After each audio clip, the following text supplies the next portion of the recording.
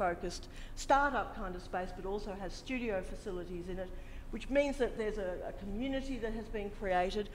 You know, as you can see, Melbourne people like to spill out onto streets, and it's always very convivial and so forth. Well, sometimes not, depends who you are. If it's me, not, you know. But, you know, it is a testament in a certain way to the longevity of Gertrude Street, that regeneration of communities keeps rolling through.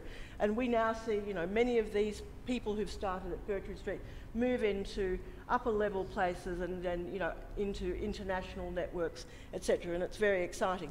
Just rolling through now some images to show you some of the texture of Melbourne spaces. This is Bianca Hester's work, and that's in the little Studio 12, where they have a small space allocated for studio people at Gertrude Street.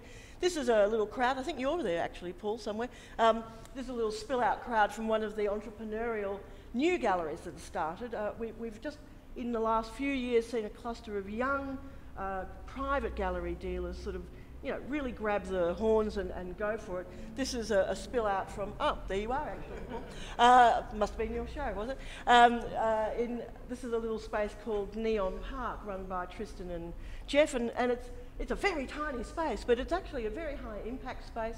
They're really selecting people very well at a very early age. Some of them will fail, perhaps, but, you know, there's a lot of energy that comes into all of that. Blair Trezowan and Jared, who ran Uplands as sort of, first of all, as I guess more of an artist-run initiative, have now evolved, much like your Modern Institute, into a much more commercial operation. And they start, oh, there's a hero shot of all of the little people.